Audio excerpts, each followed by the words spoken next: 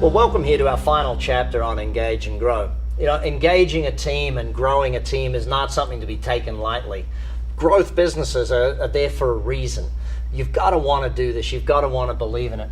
Marshall, taking action here is a very big part of succeeding from what people learn, and I think that's a vital thing to touch on. Well, I'm going to give you a personal example. I'm probably the only teacher people are hearing that's ever collected feedback from tens of thousands of people who've been in my courses. I measure, do they do what I teach and do they get better? Now the good news, people who do the stuff get better. And, you know, Brad, I guess some other good news, people do nothing, don't get worse. They kind of stay the same. They don't get a whole lot better though when they don't do anything. So the key is not understanding it, the key is doing it. Why don't people do what I teach? I've studied this.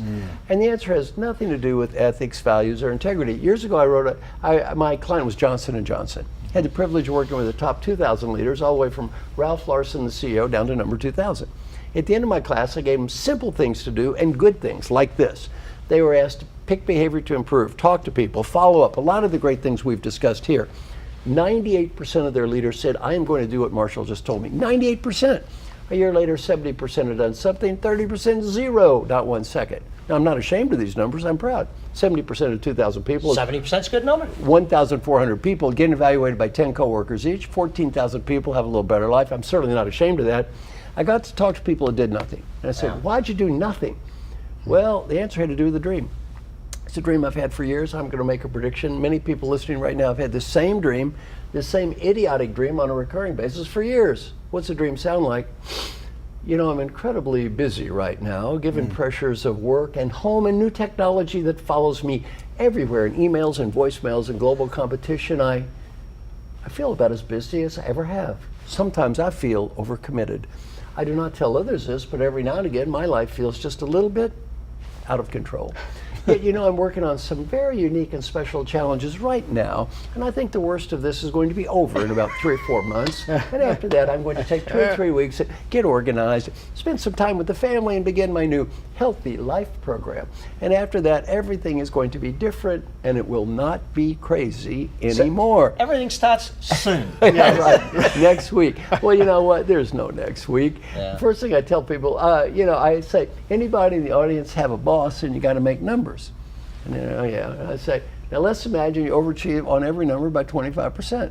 What are the odds big boss going to come back next year? Take a break. Let's lower the goals. No. And I always say, my name is John. I work in a big company. I have a boss that's always going to be crazy. Now, in your case, you don't have a boss, do you? Yet, if you overachieve on every goal by 25%, what's going to happen to your targets next year? Are they going down or up? Up, up.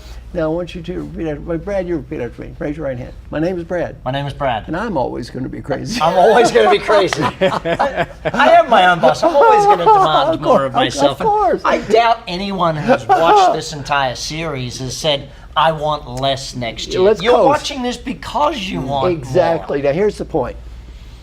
It's always going to be crazy. The one final message I want to give everyone is we all need help. We all need structure.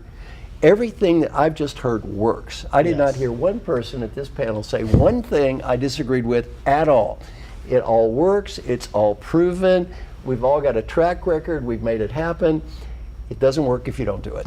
And the key to doing it is we need help. We need structure.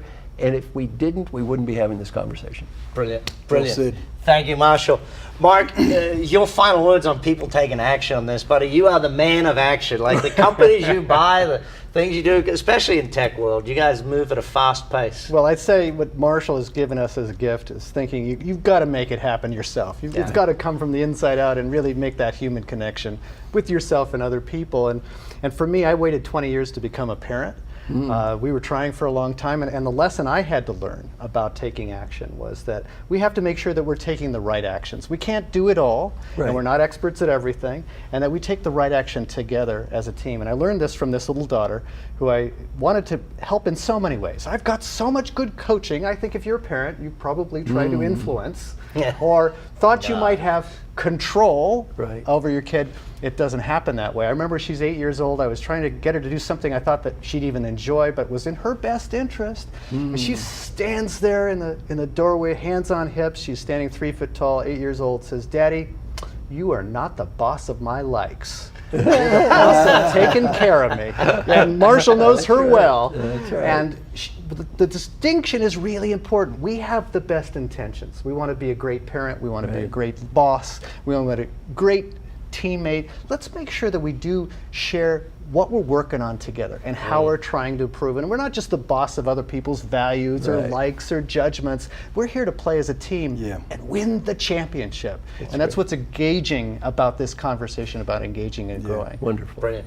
Now, Rich, as the CEO of Engage and Grow, a company that's creating a movement out there, I guess, getting people to take action now, getting them to step up. They've learned a lot from us, but now it's time to put it into process. Well, I guess the people behind the camera today are either going to be in a business leader position or a management position or an employee. So in your mind, you probably heard us talk about all these new activities, ideas from qualified people, geniuses, really are. And the question is there anything in your way? And that will only be yourself. And so how can you get past yourself now to take real action? So if you're an employee and you really want to take action, start with the speed rating. Rate all your relationships. Start caring more about everyone else. At its core, it doesn't matter the colour of our skin, where we come from, we are all one. And it's time to connect. The world needs connection. I don't know if you've seen out there, ladies and gentlemen, but the world needs more engaged ideas, more engaged solutions to make this world a better place. So it's more than just you, it's about building a better world. And if you're a leader, we'll start with the leadership acts idea. Give everyone post-it notes.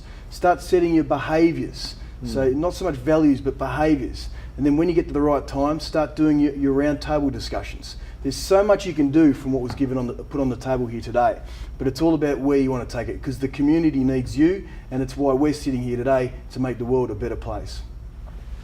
Well, gentlemen, I want to say thank you so much for your investment here today. It's been a pleasure being the moderator of all of this. Thank you, Rich. And thank you, Brad. Ultimately, the learnings that we look for in this is that if you build an engaged team, your company will grow. There's no two ways about it. And even just acknowledging the fact that I need to engage more of my employees. I need to be more engaged. I need to build better relationships. If that one key point has gotten through to you, then you're well on your way to winning with this. Build an engaged team, grow your business. Thank you again, gentlemen, for all of your ideas here on this video book, and engage and grow. That's what we're going to do.